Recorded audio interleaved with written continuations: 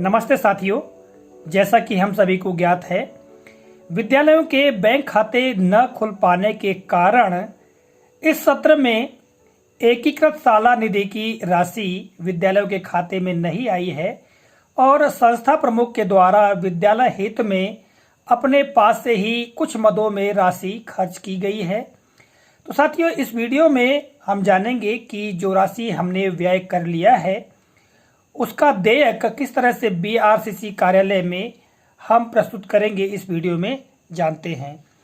साथियों, जैसा कि हमको ज्ञात है, विद्यालय की दर संख्या के अनुसार साला आकस्मिक निधि की राशि विद्यालय को प्राप्त होनी है। जैसे कि दर संख्या 1 से 30 के मध्य है तो 10,000 की राशि प्राप्त होगी। इसी तरह से यदि 31 से ऊपर है तो 25,000 और इसी तरह से जो दर संख्या है उसके आधार पर राशि प्राप्त होने वाली है।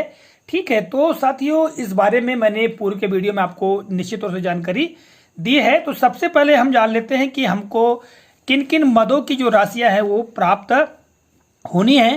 तो सबसे पहला है साला आकस्मिक निधि, दूसरा है स्पोर्ट्स निधि, तीसरा है एसएमसी ट्रेनिंग, चौथा है टीएलएम मेला हेतु और फिर अगला है बच्चों को प्रोत्साहन अर्थात मोबिलाइजेशन हेतु और स्कूल सेफ्टी अर्थात सुरक्षा निधि। तो साथियों, इन मदों की जो राशियां हैं हमको प्राप्त होने वाली हैं। तो जैसा कि आप यहां पर देख पा रहे हैं एक पत्र, ठीक है, और इसी आधार पर हमको बीआरसीसी कार्यालय में देयक प्रस्तुत करना है। तो साथियों, यहां पर आप देख पा रहे हैं प्रारूप। तो यहां पर देखिएगा, सबसे ऊपर कार्यालय प्राथमिक माध्यमिक विद्यालय, यहाँ पर विद्यालय का नाम आ जाएगा, जन शिक्षा केंद्र का नाम और विकास खंड का नाम।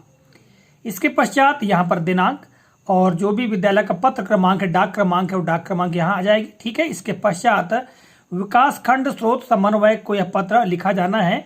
तो विकास खंड स्रोत समन्वयक जनपद शिक्षा केंद्र, जो भी जनपद शिक्षा केंद्र है उसका नाम आ जाएगा। विषय क्या है यहाँ पर देखिएगा, वर्ष 2021-22 के एकीकृत साला निधि के देयकों का भुगतान करने बाबत संदर्भ दिया गया है, यहाँ पत्र क्रमांक। ठीक है, राज्य शिक्षा केंद्र का पत्र क्रमांक, यहाँ पत्र क्रमांक दिया गया है ना, भोपाल दिनांक 5 अक्टूबर 2021 एवं राज्य शिक्षा केंद्र भोपाल का पत्र क्रमांक यहाँ पर दिया गया है, भोपाल दिनांक 21 जनवरी 2022। तो इस संदर्भ के आधार पर जो विषय दिया गया है कि वर्ष 2021-22 के एकीकृत साला निधि के देयकों का भुगतान बाबत, तो यहाँ पर देखिएगा, उपरोक्त विषयांतर्गत निवेदन है कि हमारी शाला में सत्र 2021-22 में अध्ययनरत बच्चों की कुल दर संख्या, यहाँ पर ब्लैंक दिया हुआ है, विद्यालय की दर संख्या भर लेना है, तथा राज्य शिक्षा केंद्र भोपाल के संदर्भित प्रथम पत्रानुसार, यानी ये जो प्रथम पत्र है उसके अनुसार जारी निर्देशों के परिपालन में हमारी शाला को एकीकृत साला निधि मद हेतु सत्र 2021-22 में राशि, यहाँ पर जैसा कि हमने बताया कि जो दर संख्या है, जैसे 1 से 30 के मध्य है तो 10,000 रुपये यहाँ पर आ जाएगा, यदि उसके ऊपर है तो 25,000 और उसके ऊपर है तो फिर जैसा कि पूर्व के वीडियो में हमने जानकारी दी है उस आधार पर यहाँ पर राशि अंकित कर लेना है कि पात्रता है। इसके पश्चात राज्य शिक्षा केंद्र भोपाल के द्वितीय संदर्भित पत्र अनुसार शाला प्रबंधन समिति का नवीन खाता प्रारंभ नहीं होने से शाला प्रबंधन समिति द्वारा शैक्षणिक सत्र 2021-22 में शाला संचालन हेतु किए गए व्यय के देयकों का भुगतान जनपद शिक्षा केंद्र स्तर से किया जाना है। जैसा कि द्वितीय जो संदर्भ है, संदर्भित जो पत्र है, इसके अनुसार यहाँ पर जानकारी दी गई है। ठीक है, अतः हमारी शाला का नवीन खाता शुरू नहीं हुआ है, अतः शाला प्रबंधन समिति द्वारा नियमानुसार किए गए व्यय के निम्नलिखित देयकों का भुगतान हेतु समिति द्वारा प्रस्ताव पारित किया गया है। उक्त बिलों के व्यय की समस्त उत्तरदायित्व शाला प्रबंधन समिति का होगा। अतः पत्र के संलग्न प्रारूप 1 में, यहाँ भी प्रारूप 1 हम आपको बताएंगे, ठीक है, उल्लेखित कुल यहाँ पर जो बिलों की संख्या है, बिलों का भुगतान संबंधित फर्मों व्यक्ति को नियमानुसार करने का कष्ट करें। यहाँ पर संलग्न प्रपत्र 1 एवं कुल बिल, ठीक है, यहाँ पर अध्यक्ष शाला प्रबंधन समिति, यहाँ पर सील लग जाएगी और हस्ताक्षर हो जाएंगे। यहाँ पर सचिव शाला प्रबंधन समिति, सचिव की सील लग जाएगी और उनके हस्ताक्षर हो जाएंगे। ठीक है, तो साथियों यहाँ पर जिस भी फर्म से अर्थात जिस भी वेंडर या दुकानदार से आपने सामग्री क्रय की है तो उसका विवरण देते हुए उनको भुगतान करने हेतु आप यह देयक प्रस्तुत कर सकते हैं।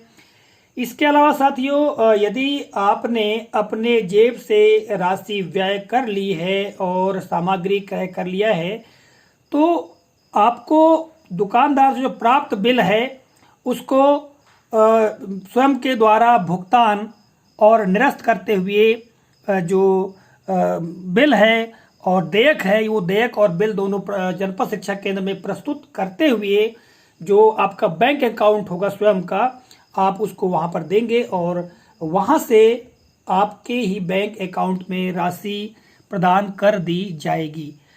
साथियों आइए अब हम प्रपत्र जो एक अभी हम बात कर रहे थे प्रारूप एक, इसको हम देख लेते हैं। तो यहाँ पर देखिएगा, शाला प्रबंधन समिति प्राथमिक विद्यालय माध्यमिक विद्यालय, यहाँ पर विद्यालय का नाम आ जाएगा, बिलों के भुगतान हेतु विवरण एवं प्रमाणीकरण। तो यहाँ पर देखिएगा क्रमांक एक, फर्म या एजेंसी का नाम, यानी जहां से भी आपने सामान क्रय किया है उसका यहाँ पर नाम आ जाएगा, यहाँ पर क्रमांक, यहाँ पर उसका नाम, फिर बिल क्रमांक और दिनांक, यानी बिल का क्रमांक क्या है और दिनांक, फिर कितनी राशि का बिल है, यहाँ पर राशि आ जाएगी। ठीक है, इसके पश्चात किस मद का वह बिल है उस मद का नाम आ जाएगा। इसके पश्चात खाता क्रमांक। ठीक, खाता क्रमांक में यहाँ पर आप देख रहे हैं फर्म, व्यक्ति जिसे भुगतान किया जाना है, यानी जिसको भी भुगतान किया जाना है, दुकानदार को किया जाना है तो उसका खाता क्रमांक, ठीक है, यहाँ पर अंकित किया जाएगा।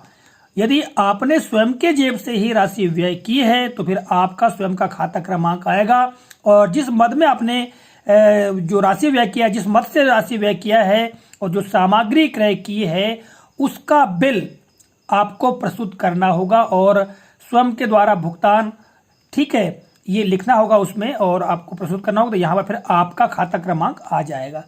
यदि आपने किसी बड़ी रकम से कोई सामग्री क्रय की है तो फिर उस दुकानदार का खाता क्रमांक आ जाएगा।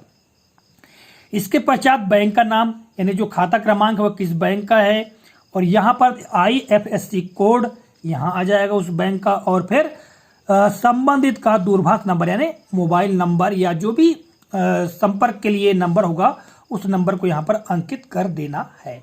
ठीक है, तो जितने भी बिल हैं उनकी जानकारी आप यहाँ पर भर सकते हैं और ये जो देयक है उसको तैयार करके आप प्रस्तुत कर सकते हैं। आगे देखिएगा विवरण, यहाँ प्रमाणीकरण भी देना होगा हमको कि प्रमाणित किया जाता है कि सत्र 2021-22 हेतु उपरोक्त अनुसार व्यय शाला प्रबंधन समिति द्वारा भंडार क्रय नियमों का पालन किया गया है।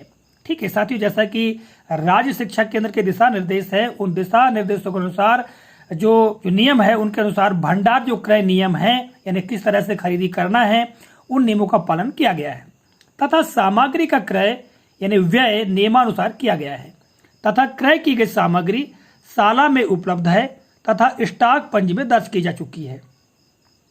भुगतान हेतु प्रस्तुत बिलों का पूर्व में भुगतान नहीं किया गया है तथा शाला प्रबंधन समिति के द्वारा प्रस्तुत बिलों के भुगतान हेतु प्रस्ताव पारित किया गया है।